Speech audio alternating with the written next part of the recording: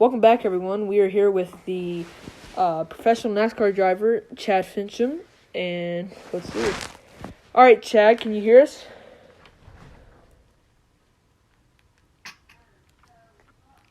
Yeah, I got you. All righty. So we're here with the podcast. Jackson, you got any questions to ask before we start with these questions? Not yet. All right. So we're gonna ask questions about the Talladega race. So it was around lap 14, going into turn 4. So how did that? What happened in that caution lap? Well, I mean, it was a 70 lap race, and you only got one reset. So you could have played two strategies. You could have tried to charge to the front and try and run with the lead pack and hope that the lead pack wasn't the guys that wrecked hurt, or you could drop all the way to the tail of the field and try and play safe back there. But generally, when you do that tactic, the wreck is going to be in front of you. So the idea is you have to be far enough back to avoid it, and then if you get too far back, then you have the chance of getting lapped or the wreck not happening, and you're not going to get back to the lead pack. So there's too many what ifs, and our strategy was to basically just go with the lead pack, stay in the lead pack, but be at the tail end of it and be trying to be safe. And we had a great start to the race, and I was drafting with Jimmy Johnston, and we were kind of staying single file there on the bottom, and it looked like for the most part people were being calm, but it looked like somebody got a little antsy up front, got a little too racy too early, and just turned one another, and then before you know it, there was probably a 15 or 20 car pile up, and we were involved, so had to come down and take a reset, and we still had 50-something laps to go when we took that reset. So the rest of the race, we really just had to be very cautious with what our moves were and everything like that. And at the end of the day, that's not how we wanted to strategize, but that's racing. Yeah, we got a caution kind of. I mean, we have a question kind of like this one we just asked, but do you know exactly what happened with that caution with 3 laps to go? I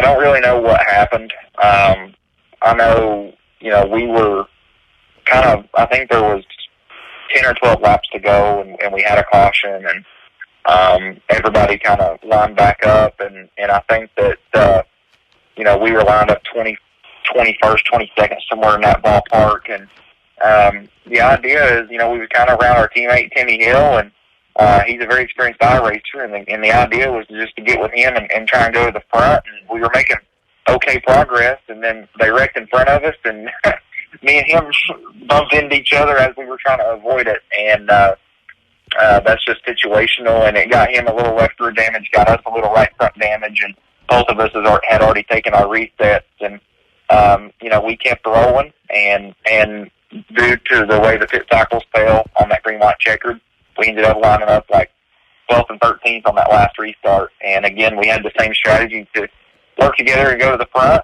but my damage was a little bit too substantial to really do anything, and I ended up kind of losing the draft of the lead pack there at the end of the race. And on the very last lap, going into turn 1, Boyer caught a big draft of me and went to the bottom and way below the apron into 1, and then kind of come up into our door into 1 and caused us to wreck pretty hard again there on the last lap. And so that's how we ended up with a 21st place finish. Other than that, I felt like we would have been a top 15 car pretty easy.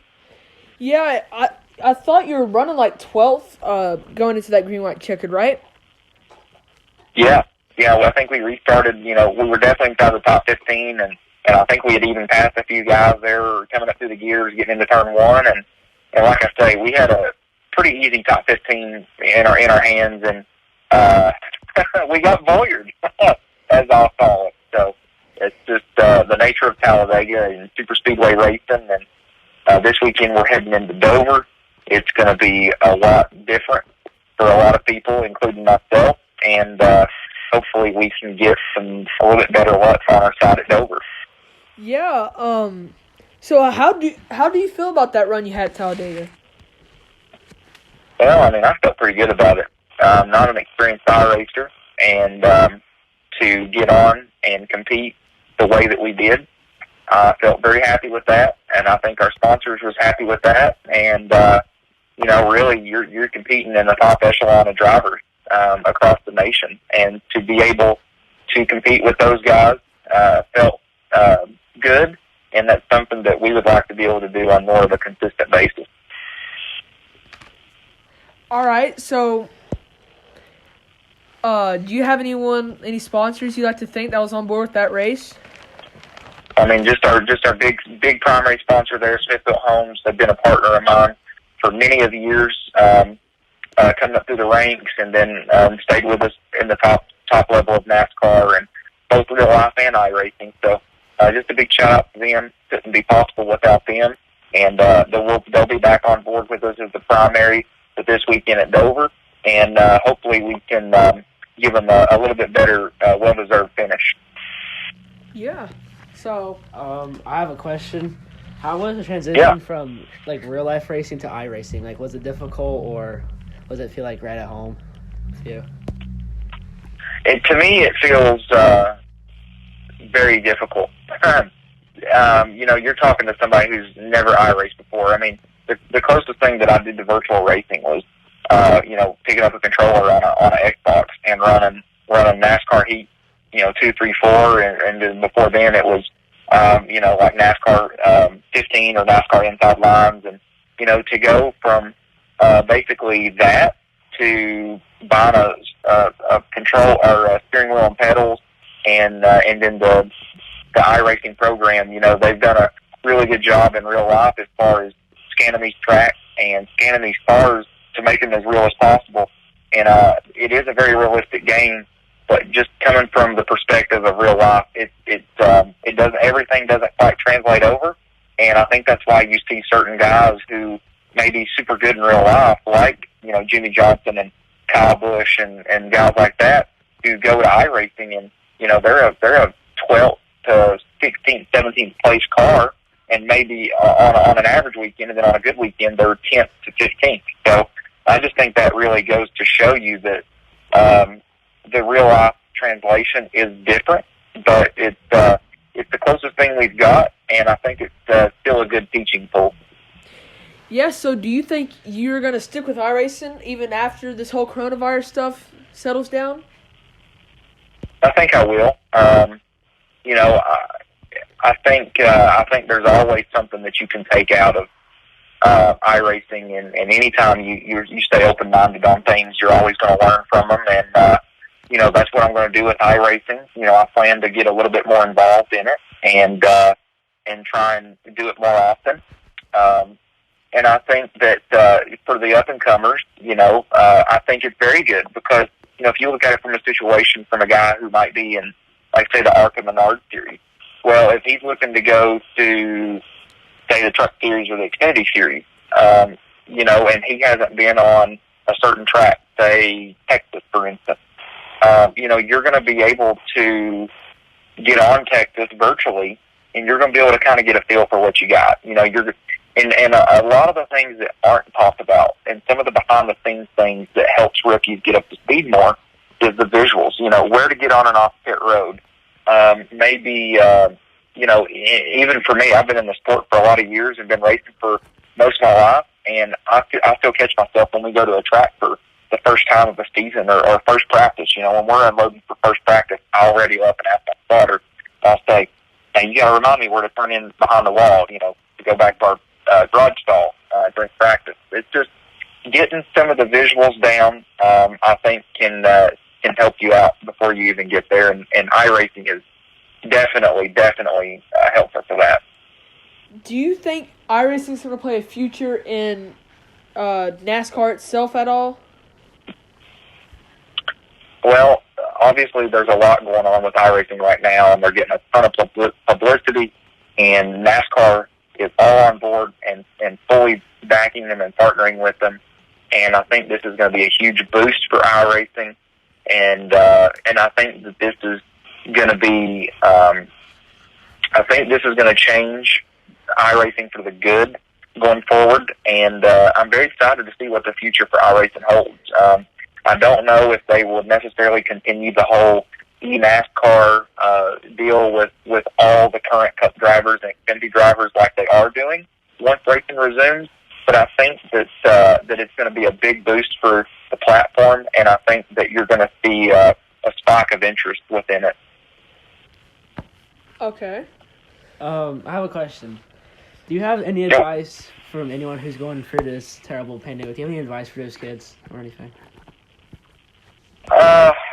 This is a hard time, and nobody was prepared for the coronavirus and the actions that were needed to be taken to prevent the spread of coronavirus and the social distancing and the closure of all these big businesses and sports and small businesses. And then, I'm 25 years old and I've never seen anything like this. And I asked my parents who were, 60 years old, and asked them, hey, what are you all like?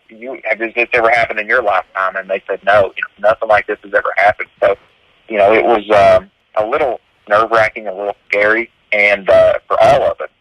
And I think that the biggest thing that people can do to just get through it is, try and latch on to something that brings a little comfort to you, And I think that for all of our NASCAR fans that are out there that are missing NASCAR, maybe they're out of work right now, they're a little concerned about what the future holds. Maybe this iRacing that they're seeing on Sundays and Saturday nights, hopefully that brings a little comfort to them. And, there's talks of NASCAR possibly getting back on track middle to late May. And if that's true and that goes through as planned, then I think hopefully that'll bring a little comfort to people's homes, and it'll give a little sense of the norm kind of back to us. Yeah, well, I think that's all we have for you. Anyone you want to shout out?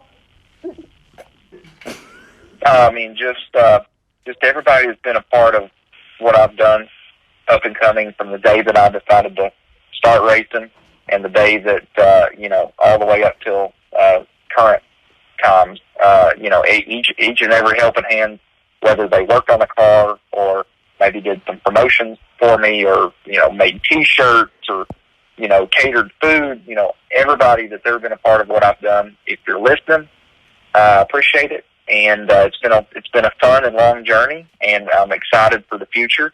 And I'm hoping that we can get through this together and get back on track and perform for all of our great fans. Well, thank you, Chad. It's been a pleasure talking with you. Thanks, guys. I appreciate you for having me on. Anytime. All right. We thank you. All righty. See you. All right. Well, I think that's all for today. Thank you for tuning in. That was Chad Finchum. You can see him on Sundays on the NASCAR NASCAR Promotional Series on Fox. So, yeah, I think that's all we have. We'll talk to you later. See ya.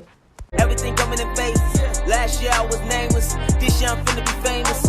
I've been doing my own thing, doing good in my own lane. Started wearing my own name, but it ain't no